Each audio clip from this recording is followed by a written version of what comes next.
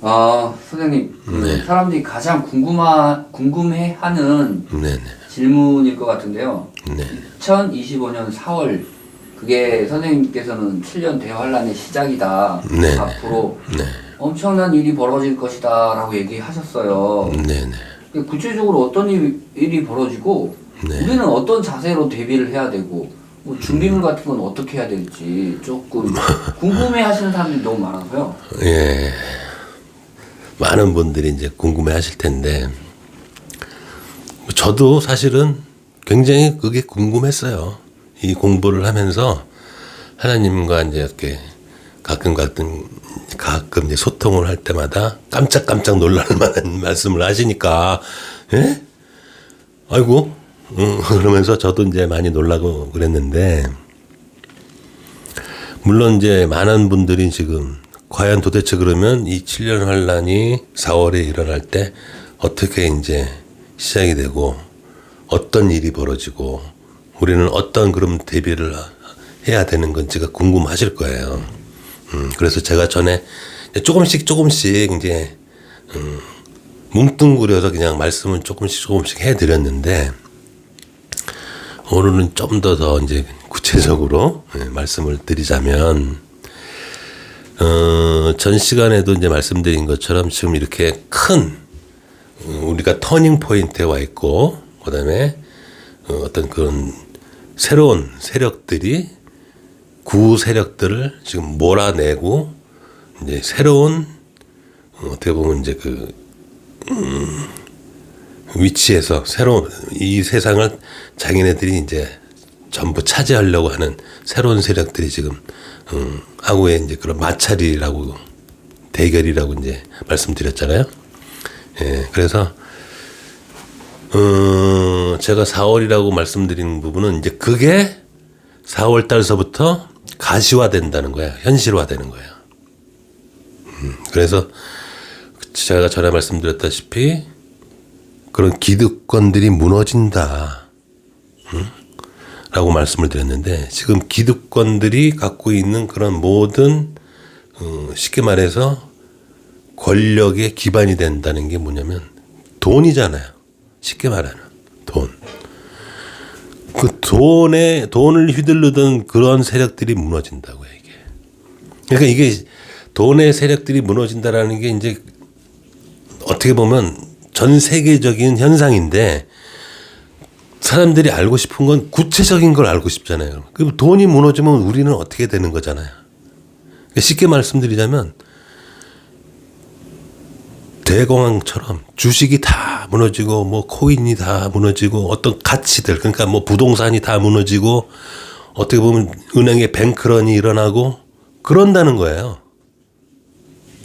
지금 상상이 안 되실 거예요 아마. 왜냐 지금 너무 정상적인 지금 생활들을 하고 계시니까 이게 설마 무너지겠어? 라고 다들 생각하신다고요. 근데 이 세계 정세를 가만히 들여다보시면 그런 상황에 지금 도래하고 있다고요. 지금 이 신세력들이 구세력들하고의 그 패권 다툼에 의해서 뭔가 이 터트려야만 되는 뭔가 이제 결단을 내려야 되는 그 시기가 코앞에 와 있기 때문에 그래요. 그래서 우리가 지금 상상도 못할 일이 벌어진다고요. 제가 봤을 때 지금 중국도 부동산도 문제지만 은행권도 문제 있고 우리나라도 지금 은행권이 문제가 크다고 얘기가 나왔어요. 네네. 그런 것도 진짜 관련이 있겠네요. 네, 그래요. 지금 구 세력들, 구 딥스 애들이 다 금권을 갖고 있다고 그랬잖아요. 그리고 신 세력들은 어떻게든지 간에 그런 구세력들의 금권을 구세력을 쳐가지고 그걸 다 뺏어 오려고 하는 그런 계획이 있다라고 그랬잖아요. 그러면 구세력 입장에서는 그래 너희들이 아무리 용을 써봐라 이 세상이 돈으로 움직이는데 너희들이 아무리 용을 써봐야 뭔 소용이 있어. 우리가 꽉 움켜쥐고 있으면 너희들이 뭘 할 건데 너희들이 뭘 할 거야. 돈도 없이. 뭐 입으로만 이 세상이 돌아갈 것 같아? 협박으로만 돌아갈 것 같아? 이런 의미예요. 예? 그러니까 얘네들이 지금 신세력들이 지금 계속 협박을 하고 있죠. 너희들 다 까발려가지고 너희들 싹 다 잡아넣을 거야. 응? 아 그래 잡아넣을 테면 잡아놔봐. 너희들 뭐 그래서 어쩔 건데 이거야. 이 세상은 돈 없이는 안 굴러가. 어? 너희들이 아무리 그렇게 해봐야 소용이 없어. 돈을 꽉 쥐고 있는 게 우리인데 너희들이 감히 뭐 어떻게 할 건데 이제 이런 생각들이 있는 거예요. 그래서 지금 다들 모든 나라들이 다들 돈이 없어요 지금. 왜냐면 이쪽에서 꽉 쥐고 안 푼단 말이야 이게. 왜냐면 야 너희들 선택해. 예전에 우리를 선택할 거야 아니면 얘네들을 선택할 거야. 지금 이 상황이에요. 이해하셨어요?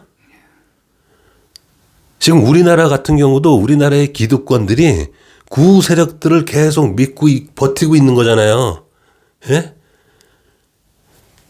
근데 지금 어떻게 돼요? 신세력들은 우리나라의 상황을 주시한다고 그랬죠, 제가.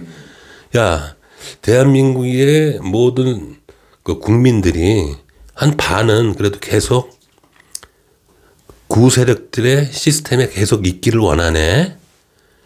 그리고 반은 그래도 뭐 윤석열 쪽에 해가지고 뭔가 새롭게 바꾸려고 하는 그런 생각들이 있고 그걸 지켜본다고요, 그거를. 그래서 우리나라 같은 경우에는 좀 그게 일찍 올 수도 있어요. 안타깝지만, 예. 이게 만약에 우리나라의 국민들의 선택이, 그러니까 구세력들을, 부정부패한 구세력들을 몰아내는 쪽으로 만약에 선택을 한다면 이게 조금 더 스무스하게 별 큰 고통 없이 가겠지만 계속 구세력의 부정부패 세력들, 딥스나 상하이방에 붙어먹었던 그 세력들을 계속 옹호하고 있는 세력이 많으면 많을수록 이 신세력에서는 방법이 없는 거야, 이게. 저렇게 구세력에 계속, 옹호를 해주고 있으면 우리가 방법이 없네. 세게 칠 수밖에 없네, 저기. 이런 결론이 나올 수밖에 없어요. 그 세게 친다는 게 혹시 전쟁도 가능한 거죠? 네, 그렇죠. 그러면 그 전에 뭐 좀 계엄 같은 거 그게 좀 약한 거고 심하면 전쟁이라도 일으켜서 그냥 구세력들 다 없애버리자 이럴 수도 있다고 이게. 가능성이지만 네, 충분히 가능성이 있어요 지금. 그러면 그 예전에 한번 이런 얘기 한 적이 있어요. 균형을 맞춘다. 네네. 예, 그 의미가 뭘까요? 7년간에. 균형을 맞추는 게 그 하늘의 법칙을 제가 계속 누누이 말씀을 드리면서 공평의 법칙을 제가 말씀드리잖아요. 이 우주의 공간은 공평, 균질, 대칭성이 있다. 근데 이 지구의 그 지금 상태는 어떠냐면은 약간 균형이 안 맞는 기울어진 운동장처럼 약간 기울어져 있다고요. 왜? 오열들 때문에. 오열들이 하늘의 법칙을 계속 깬다라고 그랬잖아요. 그래서 자기네들을 추종하고 자기네들을 따르는 그런 이들을 위해서 그런 이들이 유리하게끔 만들어놨어요. 예? 그래서 걔네들은 수대에 걸쳐서 계속 승승장구하고 있죠. 망하지도 않고. 그렇게 기울어진 운동장 같은 그런 상태를 똑바른 운동장으로 만든다는 거예요. 4월부터는.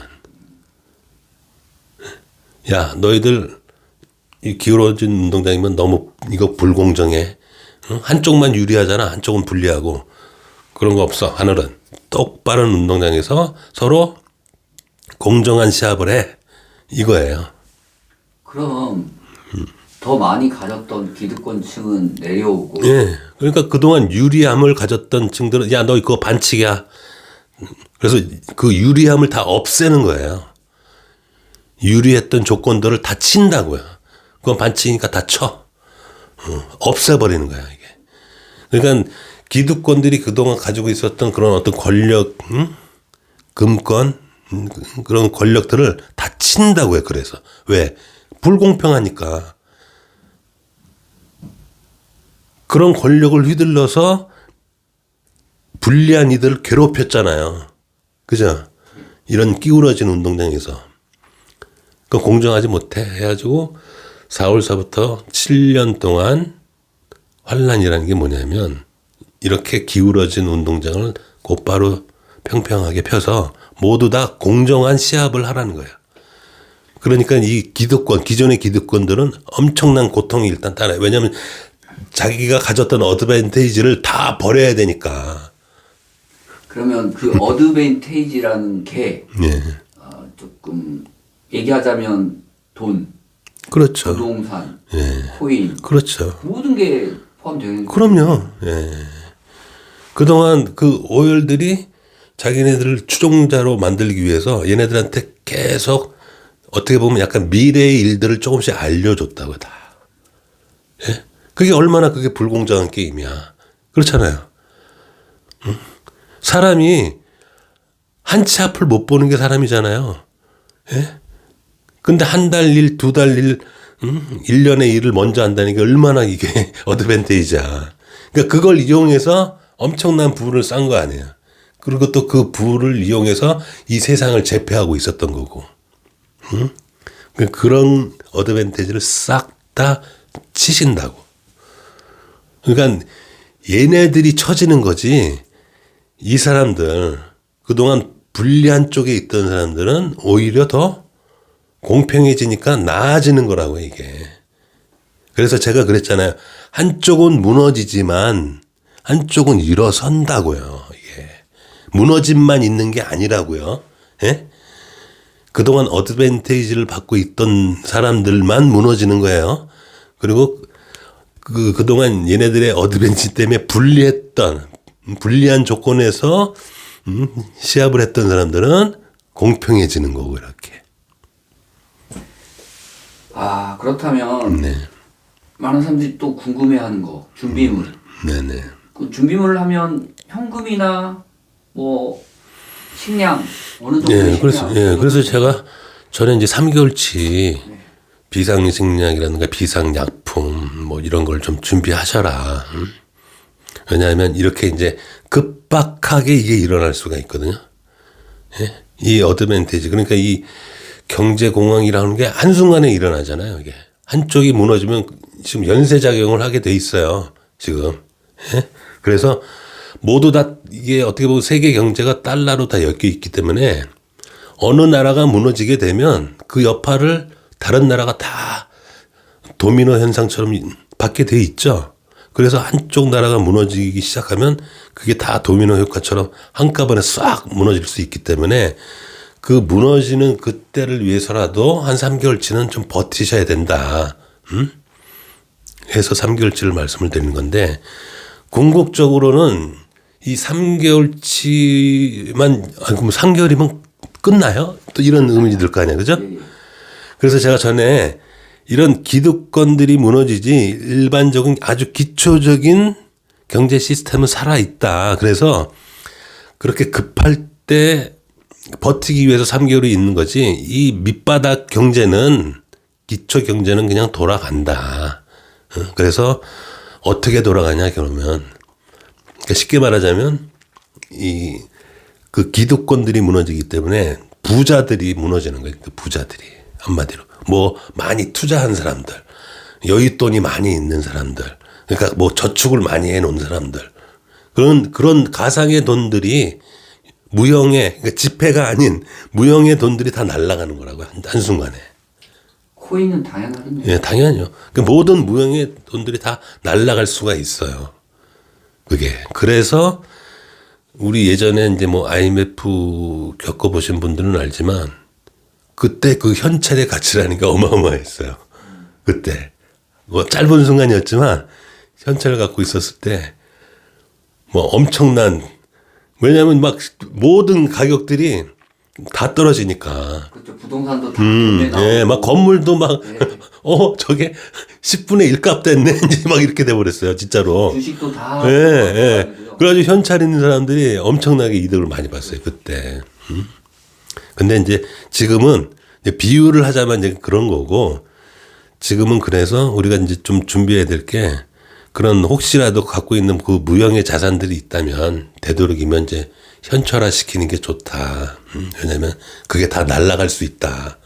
그리고 심지어 은행에 예금해놨던 돈도 은행이 망할 거면 어떡할 건데? 예? 은행이 망할 거면?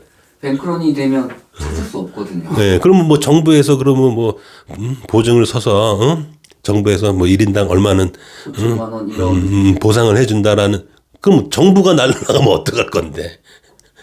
지금 문제가 모든 거의 선진국의 뭐 대부분의 나라들이 전부 다 빚이 어마어마하죠. 예? 빚이 어마어마하다고. 그게 동시에 그렇게 무너지면 정부에서도 보상을 못 해준다고요, 이게. 지금 정상적일 때나 그런 거지. 이게 세계적인 대공황이 오고 다 무너지면 정부조차도 보상을 못 해주는 그런 상황이 와요, 이게. 그러고 보면 정말 특이하게도 칠레에서 네네. 정전이 일어났는데 네. 90%가 꺼져 있었어요. 그래요? 예, 그런 것처럼 어찌 보면 우리나라도 뭐 배제할 수 없잖아요. 그런 가능성도. 예. 그래서 하여간에 이 상상도 못할 일들이 일어날 거라고 제가 전에도 말씀드렸잖아요. 예. 그러니까 지금 정상적인 거로만 자꾸 생각하셔서 그리고 이제 우리가 이제 6.25 이후로는 계속 발전을 거듭해 와서 이렇게 큰 분란이 없었잖아요. 그래서 그냥 어떻게 보면 좀 편한 삶을 살고 있는데 현재 이렇게 이제 급박한 상황이 벌어지면 어떻게 보면 좀 고통이 굉장히 심하겠죠. 예? 예. 이게 그리고 또 인간성에 대해서 다시 한번 생각해 예, 보는 그렇죠. 기회가 될 것 같아요. 그렇죠. 그래서 근데 이제 문제는 4월을 제가 이제 말씀을 드렸는데 그거는 전 세계적인 상황이 4월에 벌어지고 우리나라는 조금 더 그게 3월에 벌어질 수 있어요. 한 달도 안 남았는데요. 아니 지금이 3월이잖아요. 4월인데. 예, 그러니까 이번 달 안에도 일어날 수가 있는 게 왜냐하면 지금 그 뭐 전 편에도 이제 말씀드렸지만 이게 이제 지금 그 신딥스에서 그 우리나라 케이스가 어떻게 보면 좀 시범 케이스처럼 될 수가 있어요. 이게 지금 이 신딥스 애들이 너희들 그거잖아요. 너희들 구딥스 애들 편들 거야 아니면 우리 쪽으로 넘어올 거야.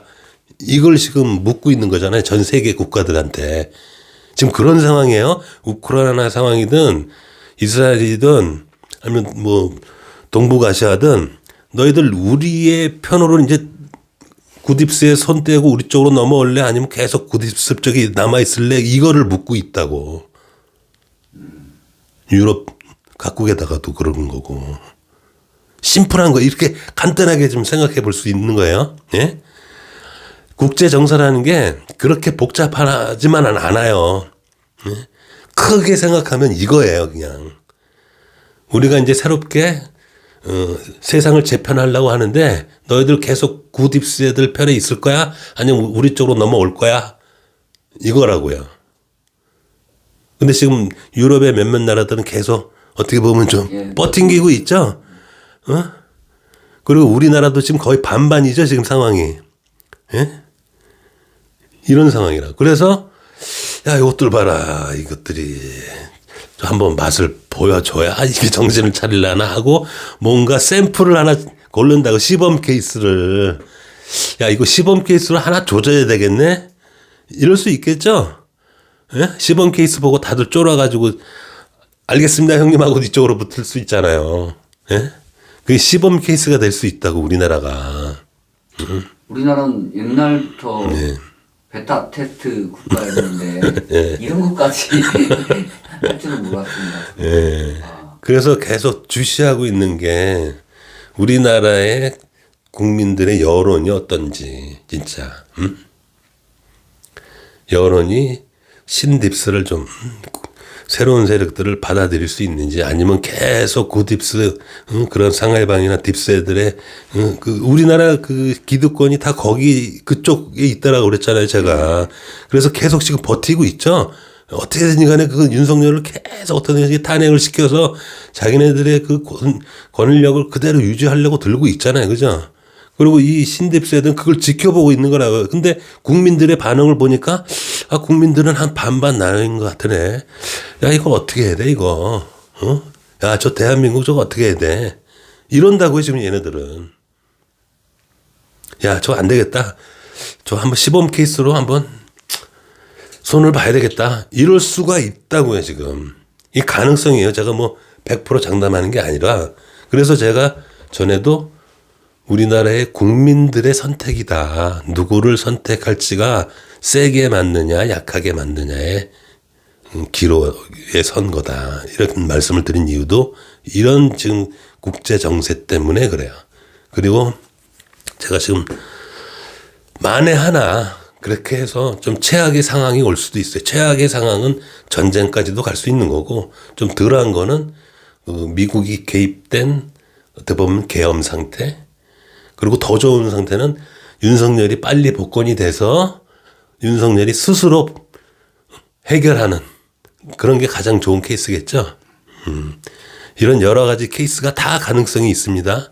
그 대신 우리 입장에서는 최악을 대비해서 준비해 두는 게 좋겠죠. 그렇죠? 예.